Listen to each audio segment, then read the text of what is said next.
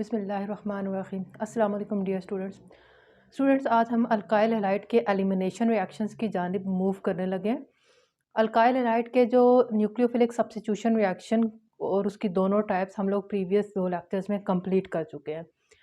Elimination reactions जैसे कि नाम से हम लोगों को पता चल रहा है कि इसमें अल्काइल हैलाइड मॉलिक्यूल में से क्या हो जाएगा, कोई मॉलिक्यूल जो है वो एलिमिनेट होगा, निकलेगा। ठीक है। और जब भी हमारे पास क्या होगा कि मॉलिक्यूल जब निकल रहा है तो यहाँ पर हमारे पास डबल बॉन्ड इंट्रोड्यूस हो रहा है, मतलब कि एलिमिनेशन रिएक्शंस के ज़रिए अल्कीन्स की प्रिपरेशन मुमकिन है। ठीक है, अल्कीन्स प्रिपेयर किए जा सकते हैं। तो एलिमिनेशन रिएक्शंस क्या होते हैं हमारे पास कि फॉर एग्जांपल मैं कहती हूँ, मैं ये ले लेती हूँ एक अल्काइल हैलाइड।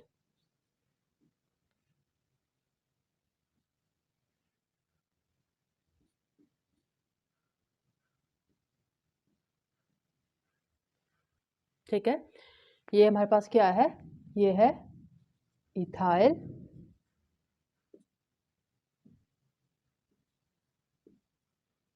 इथाइल हैलाइड लिए मैंने। ठीक, तो जब इसका रिएक्शन करवाया जाता है किसकी मौजूदगी में, बेस की मौजूदगी में, तो हमारे पास क्या होता है, एक कार्बन से X एलिमिनेट होगा और उसके साथ तले कार्बन से H एलिमिनेट होगा, यानी कि H और X निकल जाएगा। तो दोनों कार्बन के दरमियान डबल बॉन्ड इंट्रोड्यूस हो जाएगा, सिंगल बॉन्ड कन्वर्ट हो जाएगा डबल बॉन्ड में, और ये हमारे पास क्या है, एक प्रोडक्ट बनेगा डबल बॉन्ड वाला, जो कि क्या है, एक अल्कीन है। ये क्या बन गई, प्रोडक्ट, अल्कीन प्रोडक्ट बनता है इसके नतीजे में। ठीक है, इथीन बन गया इस केस में। तो एलिमिनेशन रिएक्शन में हमारे पास क्या है कि साइड बाय साइड में जो कार्बन्स हैं उनमें से एक में से X निकलता है और दूसरे में से H निकलता है, और हमारे पास क्या होता है, डबल बॉन्ड इंट्रोड्यूस हो जाता है। अब एलिमिनेशन रिएक्शंस का एक और नाम होता है, इसको हम लोग बीटा एलिमिनेशन भी बोलते हैं, इसको बीटा एलिमिनेशन भी बोला जाता है, और इसको 1-2 एलिमिनेशन भी कहा जाता है। अब इसको बीटा एलिमिनेशन क्यों कहा जाता है वो सुन लें। बीटा एलिमिनेशन इसको इसलिए कहा जाता है कि बीटा कार्बन में से हाइड्रोजन जो है वो क्या होता है, निकलता है। हमेशा रिमूव कहाँ से होगा, बीटा हाइड्रोजन रिमूव होगा। एक्स के साथ वाला जो कार्बन होता है वो होता है अल्फा कार्बन, और उसके साथ वाला जो कार्बन होता है बीटा कार्बन। अब अल्फा कार्बन के साथ जितने भी हाइड्रोजन लगे होते हैं उसे अल्फा हाइड्रोजन बोला जाता है, और बीटा कार्बन के साथ जितने भी हाइड्रोजन लगे होंगे उनको बीटा हाइड्रोजन बोला जाएगा। क्योंकि यहाँ पर बीटा कार्बन से बीटा हाइड्रोजन एलिमिनेट हो रहा है, इस वजह से इसको बीटा एलिमिनेशन बोला जाता है। और 1-2 इसलिए बोला जाता है कि अगर मैं हैलाइड वाले कार्बन को 1 कहती हूँ तो 2 वाले कार्बन से हमारे पास क्या होगा, हाइड्रोजन एलिमिनेट होगा। तो इसलिए इसको 1-2 एलिमिनेशन का नाम भी दिया जाता है। स्टूडेंट्स, जो कि इसको बीटा एलिमिनेशन कहा गया है, बीटा कार्बन से बीटा हाइड्रोजन रिमूव होना है, और रिमूव करेगा कौन, बेस करेगा। ठीक है, बेस का काम ही क्या होता है, प्रोटॉन को पिक करना। तो हाइड्रोजन प्रोटॉन की शक्ल में यहाँ से क्या होगा, पिक होगा। तो इसका मतलब ये हुआ कि एलिमिनेशन रिएक्शंस वो वाले अल्काइल हैलाइड्स देते हैं जिसमें कम अज कम एक बीटा हाइड्रोजन मौजूद हो। ठीक है, ऐसे अल्काइल हैलाइड्स जिसमें बीटा हाइड्रोजन नहीं होता वो एलिमिनेशन रिएक्शंस नहीं दे सकते। फॉर एग्जांपल मैं कहती हूँ कि मेरे पास क्या है,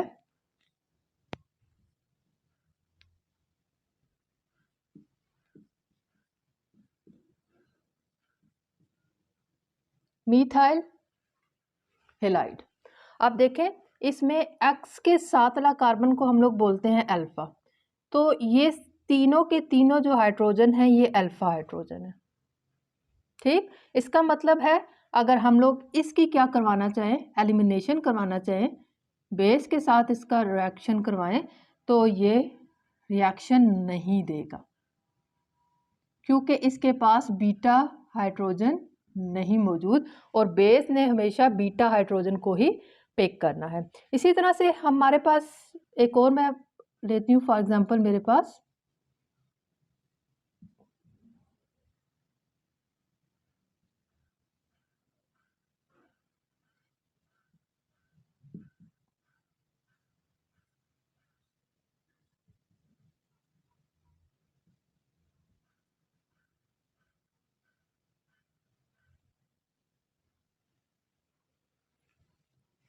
ये देखें, ये हेलाइड के साथ वाला कार्बन अल्फा कार्बन, ये alpha hydrogen alpha hydrogen, alpha के साथ वाला कार्बन बीटा कार्बन, ये हमारे पास ये बीटा कार्बन है।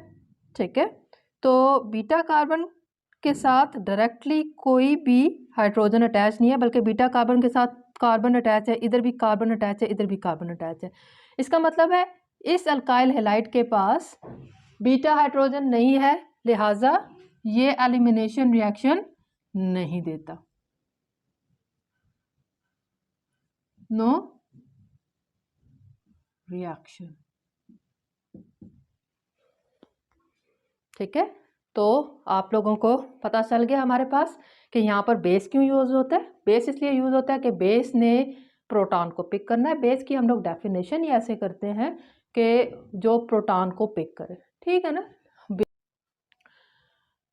स्टूडेंट्स, अब यहाँ पर देखें हमारे पास बेस इस्तेमाल हो रहा है एलिमिनेशन रिएक्शन को कैरी आउट करने के लिए। आपको एक बात हमेशा याद रखनी है कि हमारे पास बेस और न्यूक्लियोफाइल एक ही चीज़ होती है बेसिकली। ठीक है, वही स्पीशी एज अ बेस भी काम कर रही होती है और वही स्पीशी एज अ न्यूक्लियोफाइल भी काम करती है। एक बहुत पॉपुलर स्टेटमेंट है कि all nucleophiles are bases but all bases are not nucleophile.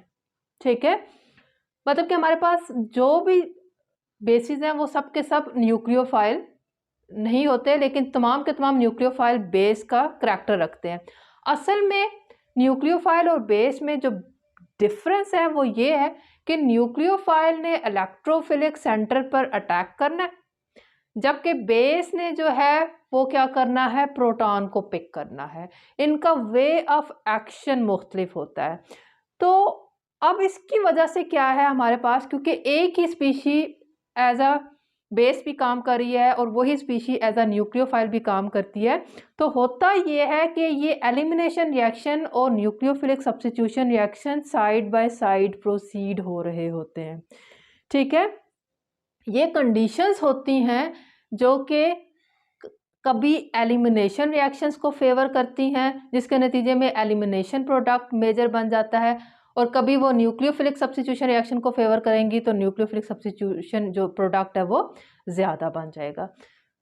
ठीक है स्टूडेंट्स, एसएन रिएक्शंस की तरह जो एलिमिनेशन रिएक्शंस है वो भी 2 टाइप्स के होते हैं। हमारे पास E1 रिएक्शन होते हैं और E2 रिएक्शन होते हैं। आज हम लोग जो है आज के टॉपिक में, आज के लेक्चर में हम लोग E2 एलिमिनेशन को यहाँ पर डिस्कस करेंगे। E2 रिएक्शन, यहाँ पर 2 का जो डिजिट है वो बाय मॉलिक्यूलर को शो कर रहा है। हम लोग मूव करते हैं किसकी तरफ, हम लोग इसके मैकेनिज्म को देखते हैं और साथ में उसके डिटेल को डिस्कस करते हैं। हमारे पास E2 जो रिएक्शन है वो बिल्कुल किस तरह से करस्पॉन्डेंस है, वो SN2 से करस्पॉन्डेंस है।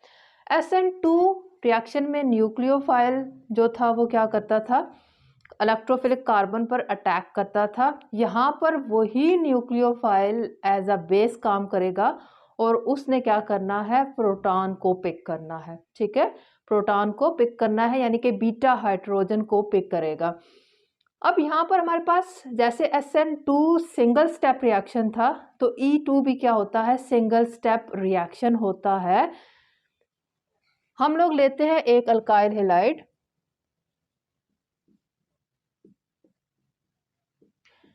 ये मैंने ले लिया एक अल्काइल हैलाइड, ठीक है।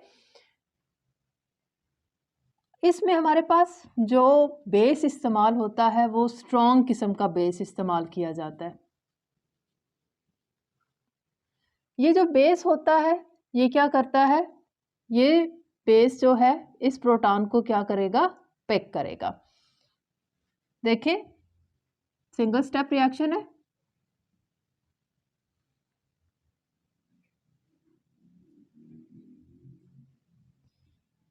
ये जो बेस है, ठीक है, यहाँ पर हमारे पास क्या है, बेस है।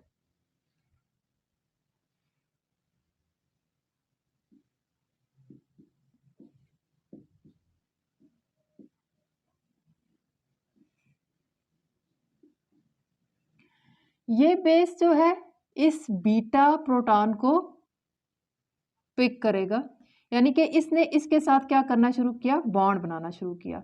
जब ये इसके साथ बॉन्ड बनाना शुरू करेगा तो हमारे पास क्या होगा, इसको पिक करेगा तो जो प्रोटॉन है वो कार्बन से बॉन्ड को क्या करना शुरू कर देगा, ब्रेक करना शुरू कर देगा, ठीक है। जब ये इससे से ब्रेक करेगा तो अब इस कार्बन के पास दो यहाँ पर बॉन्ड रह जाएंगे और एक बॉन्ड ये है, इसका चौथा बॉन्ड जो है वो क्या हो रहा है, ब्रेक हो रहा है। तो ये अपने बॉन्ड कंप्लीट करने के लिए यहाँ पर क्या करेगा, बॉन्ड फॉर्मेशन स्टार्ट कर देगा, ठीक है। जब ये यहाँ पर बॉन्ड फॉर्मेशन स्टार्ट करेगा तो इस कार्बन के पास 1 2 3 4 5 बॉन्ड हो जाएंगे। 5 बॉन्ड नहीं हो सकते तो ये कार्बन क्या करेगा, जो हैलाइड के साथ इसका बॉन्ड है उसको क्या करना शुरू कर देगा, ब्रेक करना शुरू कर देगा। मतलब कि हमारे पास यहाँ पर बॉन्ड फॉर्मेशन, ठीक है, और बॉन्ड ब्रेकेज क्या हो रहा है, एक साथ हो रहा है। यहाँ पर हमारे पास क्या कर रहा है, ये जो यहाँ सेंटर में carbon carbon double bond partially generate हो रहा है, ये जो स्टेट होती है इसको हम बोलते हैं, ये ट्रांजिशन स्टेट है, ठीक है, ये ट्रांजिशन स्टेट है। फिर होता हमारे पास क्या है कि नेक्स्ट स्टेप में ये बेस जो होता है ये प्रोटॉन को लेकर क्या करता है, निकल जाता है, ठीक है, और यहां से हमारे पास क्या होगा, हैलाइड भी निकल जाएगा। तो हमारे पास जो फाइनल प्रोडक्ट है, ये यहाँ पर जो पहले पार्शियल डबल बॉन्ड था ये कंप्लीट डबल बॉन्ड हो जाएगा और ये हमारे पास क्या बन जाएगा, यहाँ पर एक अल्कीन जनरेट हो जाएगा, ठीक है। ये एक सिंगल स्टेप रिएक्शन है और यहाँ पर हमारे पास जो बेस इस्तेमाल हुआ है वो आपने याद रखना है कि स्ट्रॉन्ग बेस इस्तेमाल हुआ है। स्ट्रॉन्ग बेस का असल में फ़ायदा ये होता है कि स्ट्रॉन्ग बेस चाहता है कि वो फटाफट क्या करे, प्रोटॉन को पिक कर ले। जब वो प्रोटॉन को पिक करता है तो मतलब वो कार्बोकेटाइन बनने की इजाज़त नहीं देता, कार्बोकेटाइन यहाँ पर नहीं बनता। मतलब हमारे पास स्ट्रॉन्ग बेस जो है वो एलिमिनेशन रिएक्शन को E2 रिएक्शन बनाता है, नो कार्बोकेटाइन फॉर्मेशन। यहाँ पर कार्बोकेटाइन क्योंकि वो स्ट्रॉन्ग है, वो चाहता है फटाफट क्या कर ले, प्रोटॉन को पिक कर ले, ठीक है। तो ये स्ट्रॉन्ग बेस यहाँ से प्रोटॉन को पिक करेगा और इस साइड से ये क्या हो जाएगा, यहाँ से प्रोटॉन निकल जाएगा और यहाँ से हमारे पास क्या निकल जाएगा, हैलाइड निकल जाएगा। एक और बात मैं आपको बता दूं कि ये हमारे पास इसका जो अटैक होता है वो एंटाई होता है, ठीक है। ये हैलाइड यहाँ पर है तो प्रोटॉन ये वाला पिक होगा, प्रोटॉन ये वाला पिक होगा, ठीक है। ये एंटी एलिमिनेशन होता है यहाँ पर। तो ये हमारे पास क्या है, सिंगल स्टेप रिएक्शन है।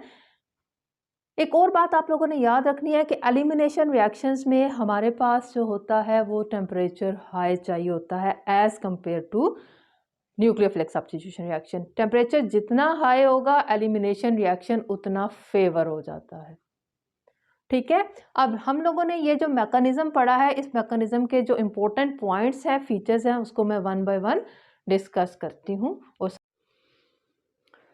जी स्टूडेंट्स, तो जो स्ट्रॉन्ग बेसिस हमारे पास E2 एलिमिनेशन में इस्तेमाल हो रहे हैं वो है हमारे पास potassium hydroxide in alcohol, ethyl alcohol. अक्सर जगह पे आपने लिखा हुआ देखा होगा अल्कोहलिक KOH। ठीक है, तो ये बहुत अच्छा रिएजेंट है जो कि हमारे पास E2 एलिमिनेशन करवाता है। इसी तरह से sodium hydroxide in ethyl alcohol, sodium amide in ammonia. ठीक है, इसी तरह से सोडियम मेथॉक्साइड इन मिथानॉल, सोडियम एथॉक्साइड इन इथानॉल। इसी और बहुत स्ट्रॉन्ग एक बेस जो इस्तेमाल होता है जो कि E2 रिएक्शन को फेवर करता है, E2 मैकेनिज्म को फेवर करता है, वो है हमारे पास पोटाशियम टर्शरी ब्यूटॉक्साइड। ठीक है, ये हमारे पास क्या है, ये टर्शरी ब्यूटॉक्साइड है। ठीक है, ये पोटाशियम लगा हुआ है। तो ये हमारे पास क्या होता है, टर्शरी ब्यूटाइल अल्कोहल में इस्तेमाल किया जाता है। तो मतलब कि हमारे पास क्या है, ये RO नेगेटिव, ये भी यही चीज़ है, ये भी यही चीज़ है, ये भी यही चीज़ है। ये बहुत स्ट्रॉन्ग किस्म के क्या होते हैं, बेसिस होते हैं। मैं दोबारा एक दफ़ा से रिपीट कर दूं कि स्ट्रॉन्ग बेस इसलिए इस्तेमाल किया जाता है ताकि बेस जो है फ़ौरन से बीटा हाइड्रोजन को पिक करे और कार्बोकेटाइन फॉर्मेशन का मौका ना मिले, क्योंकि कार्बोकेटाइन फॉर्मेशन का मौका मिलने का मतलब है 2 स्टेप रिएक्शन, जबकि हमारे पास E2 जो है वो सिंगल स्टेप रिएक्शन है और उसमें हमारे पास क्या होता है, उसी में बॉन्ड फॉर्मेशन भी होनी है और उसी में बॉन्ड ब्रेकेज भी होनी है, मतलब कि हमारे पास दोनों काम एक साथ होने हैं। तो इसलिए स्ट्रॉन्ग बेस यहाँ पर इस्तेमाल किया जाता है।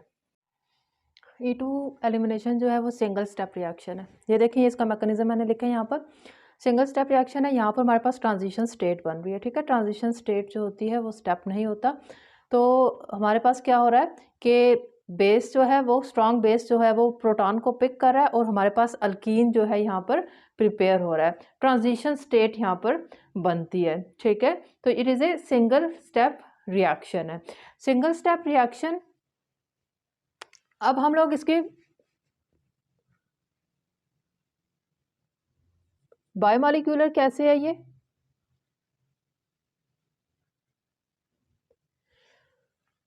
बायोमॉलिक्यूलर मतलब कि इसकी मॉलिक्यूलैरिटी 2 है। मॉलिक्यूलैरिटी क्या होता है हमारे पास, number of molecules involve in rate determining step, क्योंकि ये सिंगल स्टेप रिएक्शन है और यही इसका RDS है, यानी कि रेट डिटर्मिनिंग स्टेप है। तो रेट डिटर्मिनिंग स्टेप में सिर्फ हमारे पास क्या हो रहा है कि अल्काइल हैलाइड और बेस दोनों इन्वॉल्व हैं, लिहाजा ये क्या है, ये बायोमॉलिक्यूलर है। ये क्या है हमारे पास, ये एक बायोमॉलिक्यूलर रिएक्शन है। ठीक है, अब हम लोग इसके अगर रेट को चेक करें तो इसका जो रेट ऑफ रिएक्शन है वो होता है हमारे पास, रेट डिटर्मिनिंग स्टेप में जितने भी मॉलिक्यूल्स इन्वॉल्व होते हैं मैकेनिज्म के दौरान, वही हमारे पास रेट को डिटर्मिन करते हैं। तो रेट इज इक्वल टू हमारे पास कंसंट्रेशन ऑफ अल्काइल हैलाइड, इसकी पावर भी 1 होती है, और हमारे पास क्या है जो बेस है उसकी पावर भी क्या है, कंसंट्रेशन की पावर 1 है। तो लिहाजा रेट ऑफ रिएक्शन दोनों पे, अल्काइल हैलाइड और बेस दोनों पे डिपेंड कर रहा है। मतलब अगर मैं अल्काइल हैलाइड को डबल करूंगी तो रेट डबल हो जाएगा, बेस को डबल करूंगी तो रेट डबल हो जाएगा, दोनों को डबल करूंगी तो रेट 4 गुना हो जाएगा, 4 टाइम्स कर जाएगा। ठीक है, अब देखें रेट, हमारे पास जो रेट इक्वेशन है वो, उसमें कंसंट्रेशन ऑफ अल्काइल हैलाइड की पावर भी 1 है और बेस की पावर भी 1 है। तो इसका मतलब है 1 + 1, इसका जो ऑर्डर है, ऑर्डर ऑफ रिएक्शन इसका क्या बन रहा है, ये सेकंड ऑर्डर रिएक्शन बन रहा है। ठीक है, इसका ऑर्डर सेकंड बन रहा है हमारे पास। अब यहाँ पर एक और इम्पोर्टेंट बात, हमारे पास यहाँ पर जो सॉल्वेंट इस्तेमाल होता है, सॉल्वेंट यहाँ पर हमारे पास पोलर होता है इस्तेमाल, लेकिन एप्रोटिक इस्तेमाल होता है। ठीक है, पोलर सॉल्वेंट क्या करेगा, पोलर सॉल्वेंट का फायदा ये होगा कि ये कार्बन और हैलाइड के बॉन्ड को ब्रेक करने में मदद करेगा। ठीक है, हेल्प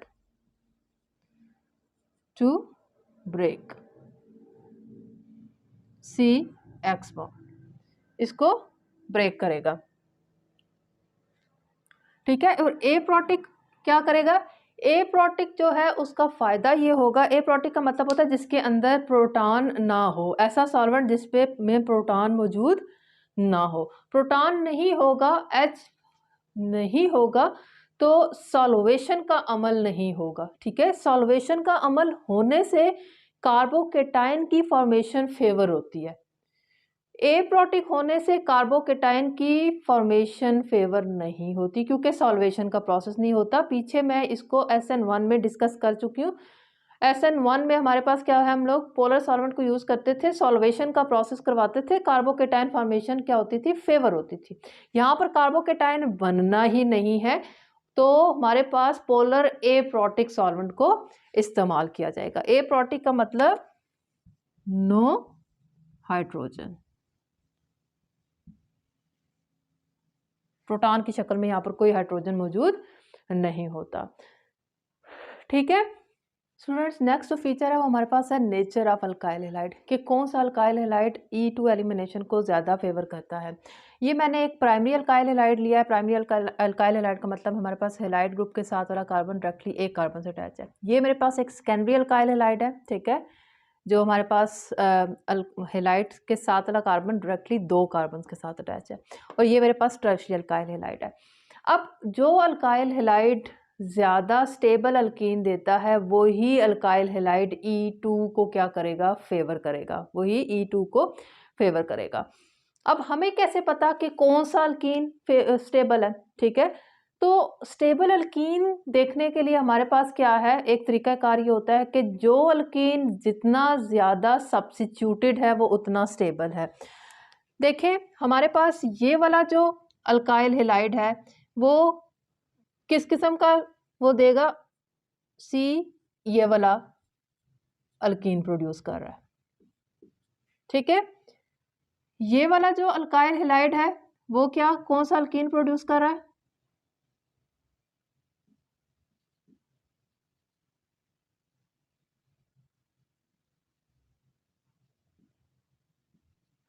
ये वाला अल्कीन प्रोड्यूस कर रहा है। मैं इसको थोड़ा सा नीचे ड्रॉ करती हूँ।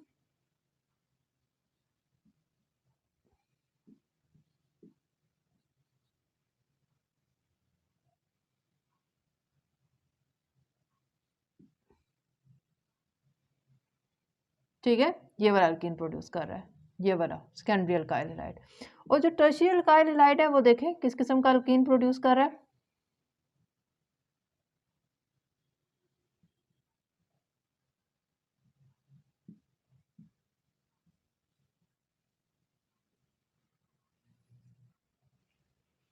इस किस्म का अल्कीन प्रोड्यूस कर रहा है। अब इसमें से ये वाला अल्कीन स्टेबल है, ये वाला अल्कीन स्टेबल है, या ये वाला अल्कीन ज़्यादा स्टेबल है, तो ये वाला अल्कीन सबसे ज़्यादा स्टेबल है।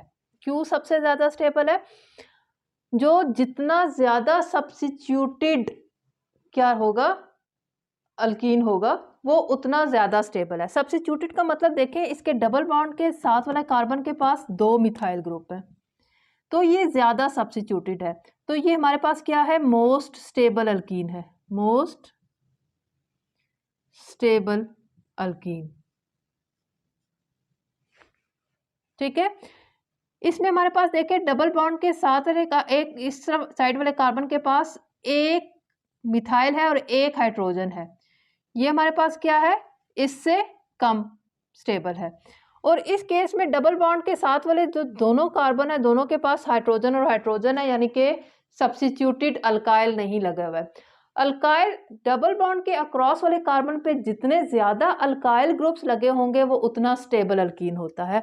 तो मतलब हमारे पास जो टर्शरी कार्बोकेटाइन है वो सबसे ज़्यादा स्टेबल अल्कीन दे रहा है तो वो E2 को फेवर करेगा, इसका रेट सबसे ज़्यादा होगा E2 मैकेनिज्म का rate three tertiary alkyl halide में, फिर हमारे पास सेकेंडरी अल्काइल हैलाइड में, और फिर हमारे पास प्राइमरी अल्काइल हैलाइड। मतलब हमारे पास जो E2 एलिमिनेशन है वो टर्शरी अल्काइल हैलाइड सबसे ज़्यादा देते हैं, सेकेंडरी अल्काइल हैलाइड उसके बाद, और प्राइमरी अल्काइल हैलाइड सबसे स्लो देते हैं। ठीक है, एक बहुत इंटरेस्टिंग बात मैं आप लोगों को बता दूं कि अब आप लोगों ने ये नहीं सोचना कि E2 में अगर टर्शरी अल्काइल हैलाइड जो है वो सबसे ज़्यादा E2 रिएक्शन दे रहे हैं तो E1 जो है वो वन प्राइमरी अल्काइल हैलाइड दे रहे होंगे, ऐसा नहीं होता। हमारे पास E2, ठीक है,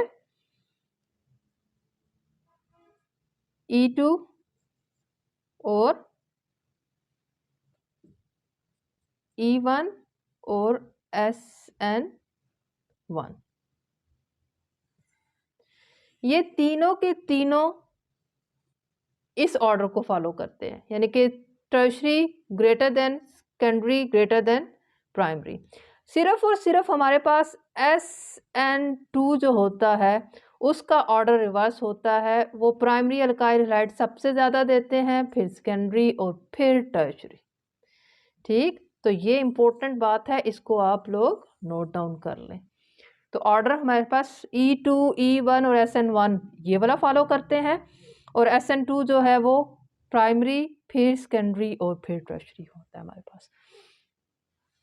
तो स्टूडेंट्स ये हमारे पास क्या था, ये हमारे पास E2 एलिमिनेशन के कंप्लीट जो था वो टॉपिक था, जिसमें मैंने क्या किया उसका मैकेनिज्म और फिर उसके तमाम के तमाम जो इम्पोर्टेंट पॉइंट्स हैं उनको डिस्कस किया है। इंशाल्लाह ताला नेक्स्ट लेक्चर हम लोग जो है वो E1 मैकेनिज्म का देखेंगे।